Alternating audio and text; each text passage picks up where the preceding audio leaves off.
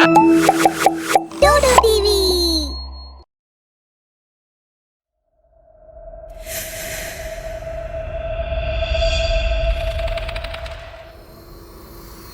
பாதி நைட் கடந்து போயிருந்தது.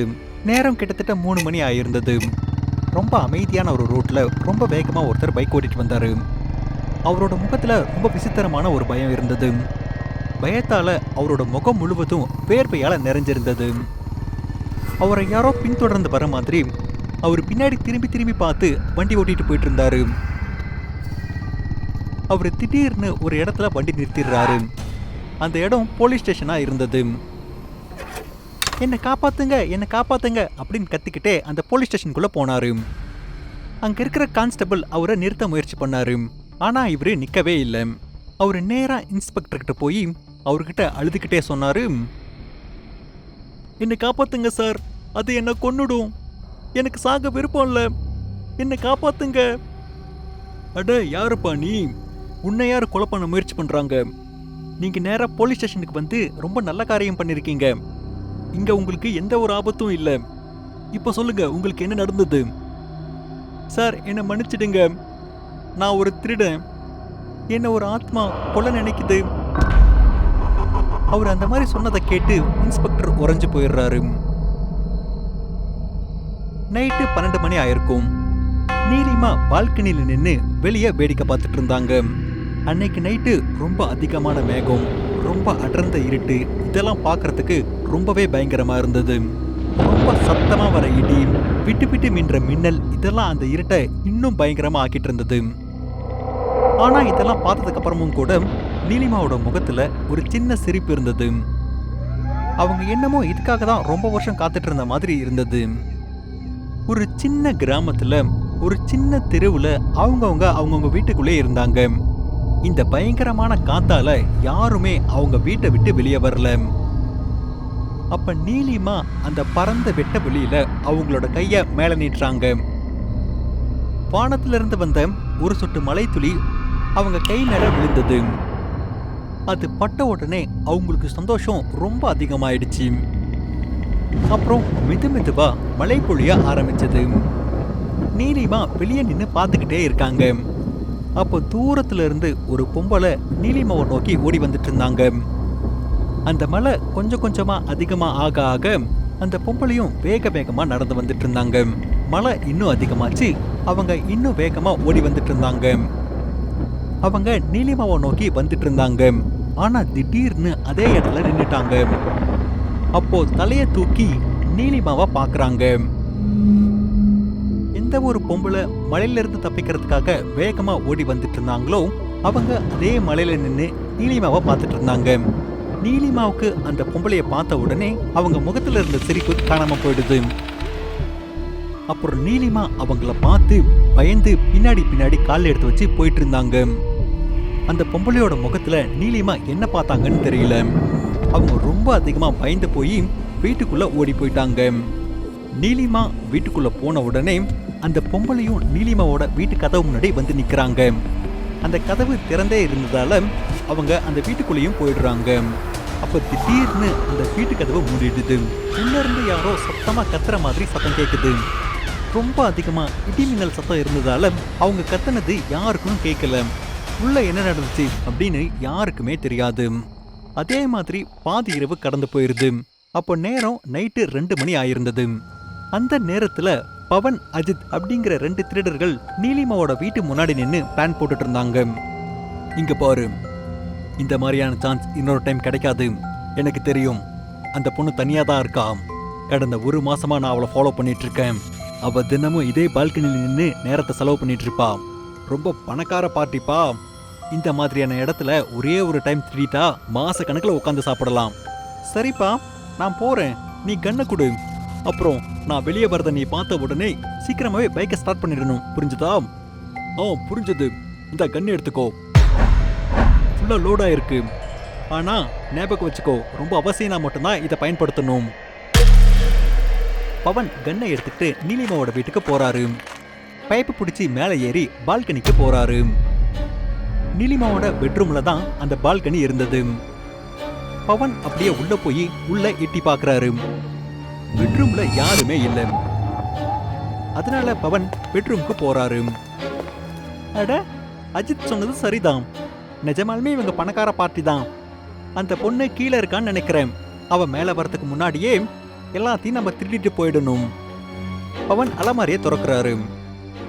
அதுக்குள்ள நிறைய நகைகளும் பணமும் இருந்தது. அதை பார்த்து பவனுக்கு சந்தோஷம் தாங்கல. அப்புறம் அவரு சீக்கிரமா அவரோட பேக்கை திறக்கிறாரு. அவரு பணத்தை எடுத்து தன்னோட பேக்குக்குள்ள போடுறதுக்குள்ள பாத்ரூமுக்கு போயிருந்த நீலிமா திரும்ப வந்துடுறாங்க. நீலிமா பவனை பார்த்து ரொம்ப பயந்து போயிடுறாங்க. நீங்க யாரு? என்னோட பெட்ரூம்ல நீங்க என்ன பண்ணிட்டு இருக்கீங்க? நீலிமாவை பார்த்த உடனே பவன் அவங்க முன்னாடி கன் எடுத்து காமிக்கிறாரு. ஏய், வாய மூடு. நீ கொஞ்சம் சத்த போட்டாலும் இந்த கன்ல இருக்கிற எல்லா புல்லட்டும் உனக்குள்ள இறங்கிரும். போ, திரும்பவும் பாத்ரூம்குள்ளேயே போயிடு. நீலிமா பயந்து போய் மறுபடியும் பாத்ரூம்குள்ள போயிடுறாங்க.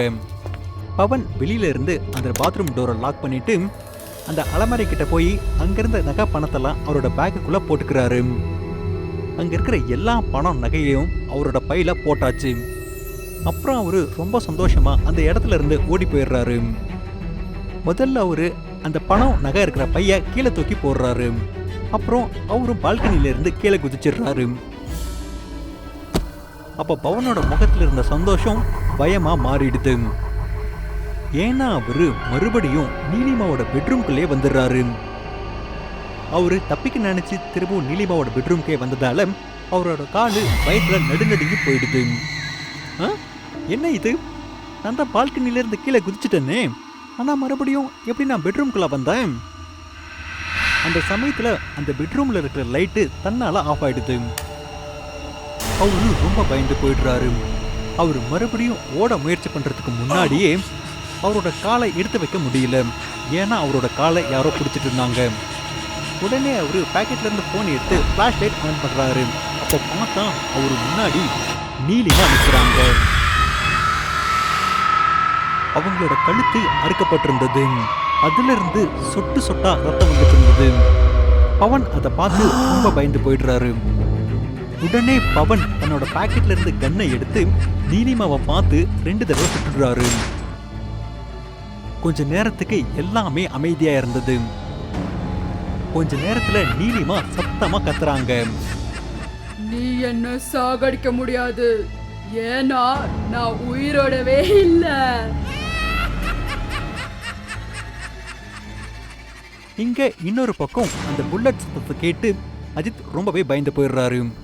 பவன் நீலிமாவை சுட்டுட்டுதா இவரு நினைச்சுக்கிறாரு. என்ன ஆச்சுன்னு பாக்குறதுக்காக அவரு அங்க நடந்து போறாரு. போய் பால்கனிய பாக்குறாரு.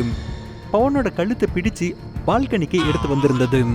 அஜித்தோட கண்ணு முன்னாடியே அதோட கையால பவனோட உடம்பையும் தலையையும் தனியா பிச்சு எரிஞ்சிருது. அப்போ அந்த ஆத்மா அஜித் பக்கம் திரும்பி நின்னு அஜித்தை பார்த்து சொல்லுது, இப்ப உன்னோட நிலைமை கூட இதுதான்.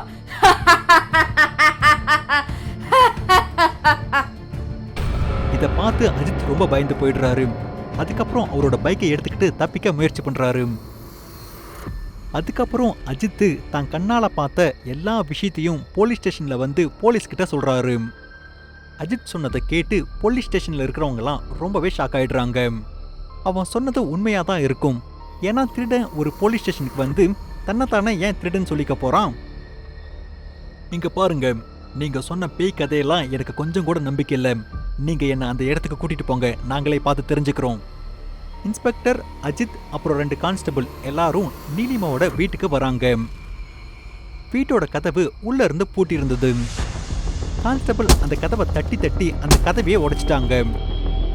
அவங்க எல்லாரும் அப்படியே உள்ள போறாங்க. அங்க போய் பார்த்தா நீலிமாவோட வீட்டுக்கு வந்த அந்த பொம்பளையோட பணம் கீழே கிடந்தது. அஜித், இதுதான் அந்த பொண்ணா? இல்ல சார், இது அந்த பொண்ணு இல்ல. இதை கேட்டு இன்ஸ்பெக்டர் சாக்காயிடுறாரு. மெதுவா மேல போய் பாக்குறாரு. அங்க போய் பார்த்தா அவனோட உடம்பு ஓரமா கீழே விழுந்து கிடந்தது. அங்க நீலிமாவோட உடம்பு கிடைக்கவே இல்லை. அன்னையிலிருந்து இன்னைக்கு வரைக்கும் அந்த கொலையை யார் பண்ணிருப்பாங்க, எப்படி பண்ணிருப்பாங்கன்னு போலீஸால கண்டுபிடிக்கவே முடியல. ஆனா அங்க பக்கத்துல வாழ்ந்துட்டு இருந்த ஒரு மனுஷன் சொல்றாரு, நீங்க அங்க கதவு கிட்ட பார்த்த பணம் வேற யாரும் இல்ல, நீலிமாவோட சித்தி தான். அவங்களோட பேரு அனுப்புமா. அனுப்புமாவோட கணவர் மனோஜ் அவரு சாகிறதுக்கு முன்னாடியே அவரோட எல்லா சொத்தையும் தன்னோட பொண்ணு நீலிமா மேல எழுதி வச்சிடுறாரு. அந்த மொத்த சொத்தையும் எடுத்துக்கணும் அப்படிங்கறதுனால அனுப்புமா நீலிமாவை கொலை பண்ணிடுறாங்க. அப்புறம் கொஞ்ச நாளைக்கு அவங்க சிட்டியை விட்டே வெளியே போயிடுறாங்க. அன்னையில இருந்து நீலிமாவோட ஆத்மா அந்த வீட்லயே சுத்திட்டு இருந்தது. ஒரு சில நேரங்கள்ல நீலிமா பால்கனில நின்னுட்டு இருக்கிறதா சில பேர் பார்த்திருக்காங்க. அன்னைக்கு நைட்டு அனுப்புமா வீட்டுக்கு திரும்பி வந்த உடனே நீலிமாவோட ஆத்மா அனுப்புமாவை கொன்னு அவங்கள பழி வாங்கிட்டாங்க. ஆனா நீலிமாவோட ஆத்மாவுக்கு இப்ப வரைக்கும் சாந்தி கிடைக்கல. அதனாலதான் அந்த வீட்டுக்குள்ள யாரு போனாலும் அவங்கள அவ உயிரோட விட மாட்டா. பக்கத்து இது எல்லாத்தையும் போலீஸ் கிட்ட சொல்றாங்க. போலீஸ் இதை நம்ப மறுத்துடுறாங்க. ஏன்னா போலீஸ்க்கு நீலிமாவும் கிடைக்கல, நீலிமாவோட பணமும் கிடைக்கல. போலீஸ் இந்த கேஸை எப்படியாவது மூடணுங்கிறதுக்காக கொலைப்பள்ளி எல்லாத்தையுமே அஜித் மேல தூக்கி போட்டுடுறாங்க. அதுக்கப்புறம் அஜித்தை பிடிச்சி ஜெயிலையும் போட்டுடுறாங்க.